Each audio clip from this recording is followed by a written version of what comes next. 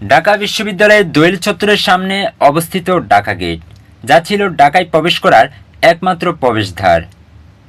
ঢাকার নিরাপত্তার কথা ভেবে মুঘল সম্রাট আওরঙ্গজেবের শাসনামলে তৎকালীন বাংলার সুবেদার মীর জুমলা নির্মাণ করেন এই গেট। মীর জুমলার নাম অনুসারে এই গেটকে বলা হতো মীর জুমলা গেট। এছাড়া পরবর্তীতে বিভিন্ন সময়ে এটিকে ময়মনসিংহ গেট বা ঢাকা গেট এবং রমনা গেট নামেও ডাকা হতো।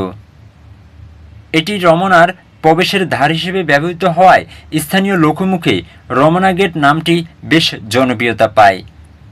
তবে বাংলাদেশ সরকারের গেজেট অনুসারে এই ফটক ও আশপাশের এলাকার নাম দেওয়া হয় মীর জুমলা গেট। সাম্প্রতিক সময়ে সংস্কার করা হয়েছে গেটটি, তবে একটি পিলারের কিছু অংশে প্লাস্টার বাদ রাখা হয়েছে, যাতে করে দর্শনার্থীরা মোগল আমলের ইটগুলো দেখতে পারেন এবং বুঝতে পারেন যে মোগল আমলে প্রকৃত গেটটি দেখতে কেমন ছিল। তবে ঠিক কত সালে ঢাকা গেট নির্মাণ করা হয় সেই বিষয়ে এখনও কিছু জানা যায়নি। এশিয়াটিক সোসাইটি থেকে প্রকাশিত ঢাকা কোষে বলা হয়েছে মীর জুমলা 1660 সাল থেকে 1663 সালের মধ্যে এটি নির্মাণ করেছিলেন। সেখানে বলা হয় সীমানা চিহ্নিত করতে এবং স্থলপথে শত্রুদের আক্রমণ থেকে রক্ষা করতে মূলত এটি নির্মাণ করা হয়।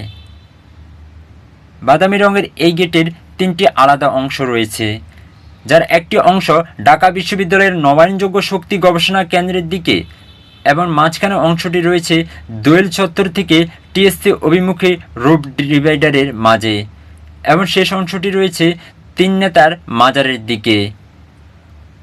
বর্তমানে গেটের উপর দিয়ে মেট্রো রেল আসা যাওয়া করে।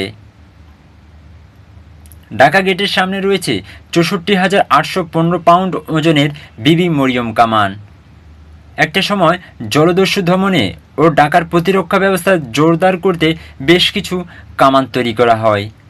এর মধ্যে 2টি কামান ছিল বিখ্যাত, একটির নাম কালেখা জমজম, অন্যটি বিবি মরিয়ম কামান। 1661 সালে আসাম অভিযানের সময় মীর জুমলা যতগুলো কামান ব্যবহার করেন সেগুলোর মধ্যে বিবি মরিয়ম ছিল সর্ববৃহৎ। যুদ্ধ শেষে বিজয় হয়ে তিনি বিবি মরিয়মকে বড় কাটারার দক্ষিণে সোয়ারিঘাটে স্থাপন করেন। বুড়িগঙ্গার মোগরায় চরে রাখা হয় কালেখা জমজমকে। পরবর্তীতে নদী ভাঙনে বুড়িগঙ্গায় ডুবে যায় কালেখা জমজম। মুনতাসির মামুন কালেখা জমজম ও কামান মরিয়ম বিবি নিয়ে লিখেছেন।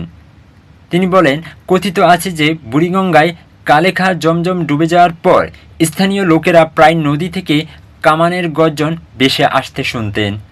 তারা বিশ্বাস করতেন এই গর্জনের অর্থ হলো কালেখা তার সঙ্গিনী মরিয়মকে ডাকছে।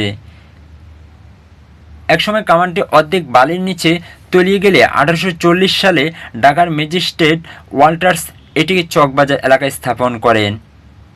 এরপর আরও কয়েকবার স্থান বদল হয়। ঢাকা জাদুঘরের পরিচালক নলিনীকান্ত ভট্টাশালীর উৎসাহে 1925 সালে বিবি মরিয়মকে সদরঘাটে স্থাপন করা হয়। 1957 সালে গুলিস্তানে স্থানান্তর করেন।